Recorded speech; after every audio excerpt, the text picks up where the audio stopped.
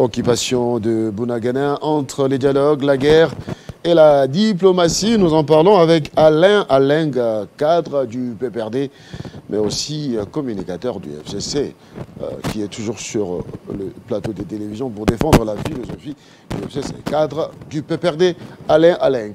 Bonsoir. Bonsoir, M. Christian Tibasso. Merci d'avoir accepté l'invitation des Télé 50. Dialogue, guerre, diplomatie. Qu'est-ce qu'on doit privilégier pour prétendre récupérer Bunagana?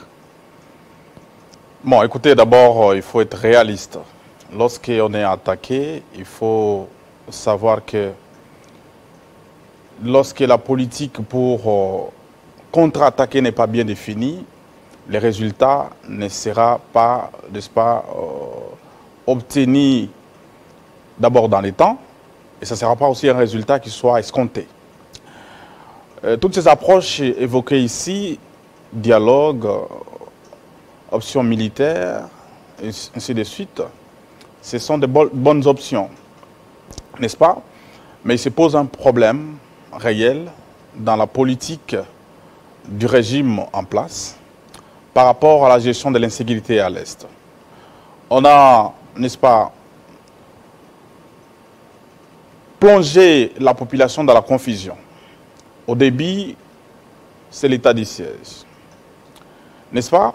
Tout le monde sait que rationnellement, en tant qu'intellectuel, lorsqu'on monte un projet, on s'assigne des objectifs en termes de durée. Combien de temps, n'est-ce pas, ce projet va durer et quels sont les bénéfices ou dividendes que les actionnaires peuvent partager.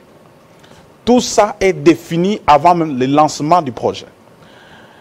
Et quand on lance maintenant, mais dans un contexte d'amateurisme, on lance un projet, on ne sait pas combien de temps ça va faire et quels sont les dividendes, n'est-ce pas, les bénéfices que ceux qui ont lancé les projets vont bénéficier, justement. À ce moment-là, ça pose problème réel. Et c'est le cas aujourd'hui. État de siège, qui est en fait une circonstance stratégique de sécurité qui est définie dans les temps. Après avoir étudié des paramètres, avantages et désavantages, avant de se lancer dans cette option-là. Mais je crois que ça n'a pas été le cas. On a pris une décision à la va-vite.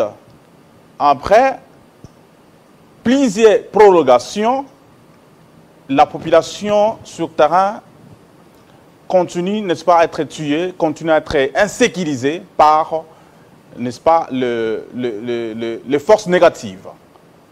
Après, nous avons suivi à la télévision que l'option au niveau de la province du Nord Kivu avait changé et que les militaires qui étaient là, au niveau de la gestion de la province, ne pouvaient se limiter que de la gestion administrative et politique, et non militaire. Et quand vous demandez aux initiés, n'est-ce pas, des politiques avertis, on vous dira, ça ce n'est plus l'état de siège. Parce que l'administration politique et financière, lorsqu'elle est assurée par des militaires, à ce moment-là, on ne sait pas quel est le rôle des militaires à ce terme. Parce qu'il y a des députés qui ont été élus, qui ont le mandat de la population, n'est-ce pas? Et ils ont élu à leur tour un gouverneur, tout un gouvernement qui était là. Ils ont dit que cette politique-là a montré les limites. Il fallait changer l'option pour mettre des militaires qui devraient s'occuper directement de l'option, la gestion de la province, administrativement et puis militairement. Et donc, cette confusion n'a pas profité à la population. Et il faudrait que le régime accepte cet échec courageusement, enlève cette option d'état de siège, voire autre chose. Au même moment, on va inviter les Ougandais, ici. La coalition, on dit la politique de coalition. On a parlé de la politique de la coalition, mutualisation des forces. Et les résultats après, fiasco. Objectivement, fiasco. Parce que la population continue à être insécurisée. et en Ituri, et même au Nord Kivu. Sans se limiter là-bas. Bien que les Ougandais sont là, et sont des accords qui sont allés signer en Nairobi pour que les pays de la sous-région de l'Afrique, de la communauté de l'Est, puissent s'inviter ici avec leurs militaires. N'est-ce pas? Nous avons suivi l'Ouganda qui est déjà ici, le Rwanda qui fait partie de ces pays-là, de l'Afrique de l'Est, le Burundi, ainsi de suite. Et même dans la communication de M. Tshisekedi, chef de l'État, a dit que les Kenyans venaient ici avec l'option d'entrer à Bunagana. Et tout le monde pensait qu'avec l'entrée de ces militaires kenyans, ici, la population va, n'est-ce pas, sera sécurisée, que ces milices du M23 seront délogées. Mais ce n'est pas le cas. C'est toujours sur les réseaux sociaux qu'on apprendrait que celui qui était comme le commandant en chef de ces troupes kenyennes va dire que l'option de notre présence en RDC, c'est juste créer une zone tampon. Zone tampon, on n'est pas là pour attaquer une position quelconque. Et donc, une confusion totale. Pendant qu'on sait qu'il y a la MONUSCO, avec beaucoup d'éléments, dont la RDC participe avec autant de millions de dollars pour, n'est-ce pas, supporter sa présence ici. Et dont la mission principale de la MONUSCO est la sécurisation de la population, n'est-ce pas, et c'est bien. C'est-à-dire cette zone-là tampon. On va encore surcharger la population congolaise avec la présence d'autres militaires qui viendraient, n'est-ce pas, de ces accords-là de Nairobi pour jouer le même rôle que celui justement joué par la MONUSCO, dont la population n'apprécie pas. Voilà, vous avez peint les tableaux. Alain, vous avez peint les tableaux. Je vous ai laissé vraiment le temps que vous puissiez vous prononcer. Vous êtes cadre du PPRD. Le PPRD a géré les pouvoirs, a géré le pays durant plusieurs années, et le PPRD, avec son président national, a remporté sur le M23 la victoire des Tchanzou. On reconnaît l'histoire. Mais en tant que Congolais, même si aujourd'hui vous êtes dans l'opposition, qu'est-ce que le PPRD, qu'est-ce que l'homme politique congolais de l'opposition que vous êtes peut présenter comme alternative à la guerre qui s'impose dans notre pays pour présenter un plan de sortie pour récupérer, qui permettrait de récupérer Bunagana? Justement, ici, j'engage le PPRD parce que j'ai cette qualité, mon parti politique. Mais il faut savoir qu'on ne gère pas sur base des émotions, n'est-ce pas, sur base des sentiments, mais on gère sur base des objectifs fixés.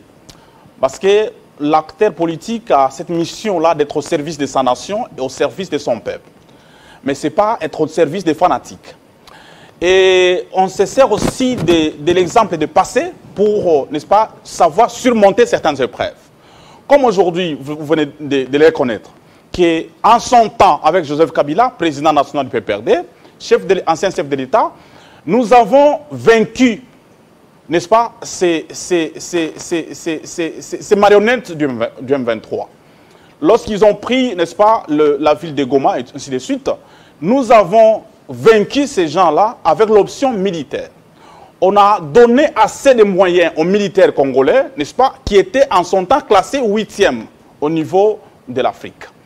Et tout le monde a reconnu ce leadership-là politique fort, qui a donné le go, à l'instar de ce qui se passe, n'est-ce pas, aujourd'hui, Ukraine attaquée par une grande puissance, mais le comportement de Zelensky active la population d'être déterminé derrière les militaires. Et donc, quand on revient ici au Congo, c'est des tâtonnements. Ça pose problème. Et autre chose, l'option qu'il faut proposer en tant que parti politique, l'option de la cohésion nationale. Le comportement de Joseph Kabila en tant que chef de l'État, en son temps-là, il a convoqué des concertations nationales pour que les acteurs politiques se concertent. N'est-ce pas? Parce que lorsque vous êtes divisé, une maison divisée, n'est-ce pas, ne sera pas efficace dans l'action. Il a convoqué ces concertations nationales en considérant l'acteur politique de l'opposition. Et tout le monde était là pour que nous puissions conjuguer les mêmes verbes. Ensemble, nous avons bouté dehors, n'est-ce pas, le M23. La même chose, et le dialogue était même convoqué après les concertations nationales. Et donc, lorsque vous vous fragilisez en interne, et on se comporte comme un gangster au niveau de la politique interne. Mais on cherche la solution ailleurs. Or, nous savons qu'entre États, n'est-ce pas, ce qui nous lie, c'est l'intérêt de tout un pays. Aucun État ne vient avec l'état d'âme. N'est-ce pas? Et donc l'option d'abord de mettre fin à l'insécurité à l'Est, la solution efficace, c'est les Congo. Donc la solution, c'est la cohésion nationale, ouais. Mettre tout le monde autour d'une table, négocier, mener des actions qui ne favorisent pas la division, créer un climat de cohésion nationale à l'interne. Non mais écoutez, avec l'expérience de Joseph Kabila, nous avons compris que à chaque fois qu'il y avait crise politique en RDC, les marionnettes, ceux qui n'aiment pas ces pays, n'est-ce pas, boutiquaient des projets machiavéliques pour nous déstabiliser. Et on cherchait des personnes qui sont versatiles, qui sont faciles à trahir leur pays pour venir déstabiliser le pays, n'est-ce pas, à travers, via les petits groupes armés, n'est-ce pas, à l'Est. Maintenant, quand nous avons compris en tant que gestionnaire, n'est-ce pas, en tant que garant du bon fonctionnement de toutes les institutions du pays, Joseph Kabila avait cette approche-là des démocrates, cherchant à mettre tout autour de lui, tout le monde, n'est-ce pas, pour que, n'est-ce pas, l'ennemi ne puisse pas avoir des astuces qui le donnent comme poids à vendre à l'extérieur. C'était ça. Et c'est une expérience tellement capitale qu'il faut aujourd'hui mettre en exergue. Et privilégier plus la cohésion en interne que chercher les dialogues à l'extérieur. L'option dialoguer avec l'État, c'est une option qui est bonne. Mais lorsque les partenaires ne sont pas fiables, lorsque les mêmes partenaires reviennent sur le même fait... Mais le chef de l'État l'a dit à Londres, si l'option diplomatique politique échoue, eh bien, la solution militaire n'est pas écartée. Écoutez, ça, ce n'est que c'est un discours fallacieux. C'est un discours, pour nous, on juge ça d'un discours fallacieux parce que les faits ne suivent pas. On peut bien dire les choses, mais il faut accompagner cela, les paroles soient accompagnées des actes concrets. Pour, n'est-ce pas, motiver ce que nous sommes en train de dire. Mais lorsque nous sommes, d'abord, on n'est pas organisé. La guerre qui était, n'est-ce pas, la partie Est, vous avez reçu ici un député de l'Union sacrée qui reconnaît que l'état de siège c'est un échec. Et aujourd'hui, vous avez la guerre à la porte de Kinshasa, comme quoi montre tout ça, que l'État n'arrive pas à mettre fin. Et petits conflits entre des tribus qu'on ne sait pas mettre fin. Et les jours passent. Vous comprenez? Il faut chercher d'abord à mettre autour d'une table les acteurs politiques majeurs, n'est-ce pas, et parler le même langage. Je crois que l'ennemi aura énormément peur de nous. Lorsque cette option-là est écartée, rassurez-vous qu'on sera toujours déstabilisé. Parce que l'ennemi va toujours profiter de cette division pour se positionner et continuer, n'est-ce pas, à déstabiliser notre pays, à insécuriser la population. Mais pourquoi les rapprochements ne viendraient pas de vous qui êtes de l'opposition? Parce que vous êtes Congolais, vous êtes animé de ce souci de voir la RDC rester dans ses frontières sans avoir une partie être amputée ou attaquée. Bien démontrer la bonne foi, approcher les autorités en place pour demander qu'il y ait des... c'est pour parler, ces dialogues, ces concertations, pour créer la cohésion nationale. Et l'opinion vous enseigne, l'opinion nationale, internationale, va vous féliciter. Non mais écoutez, nous sommes des démocrates. On ne sert pas seulement la République en étant en fonction. C'est ça l'approche. Je ne parle pas d'être en fonction. L'approche de Joseph Kabila en tant qu'acteur politique. De rapprocher les autorités actuelles pour leur proposer des solutions. On n'est pas seulement utile à la nation lorsqu'on gère. N'est-ce pas? Mais nous sommes tous utiles à la nation, qu'on soit dans la gestion du pays ou soit à l'opposition. Et nous ne sommes pas demandeurs, n'est-ce pas, d'emploi. Nous ne sommes pas dans une approche de demande de dialogue quelconque. Nous sommes dans une approche, ça c'est un exemple que je donne, qui a fait, n'est-ce pas, la réussite des acteurs politiques de son temps, et puis la force qui a permis à ce que les M23 soient vaincus. Alors, la cohésion. Vous êtes dans la logique. Nous sommes des démocrates. Ouais.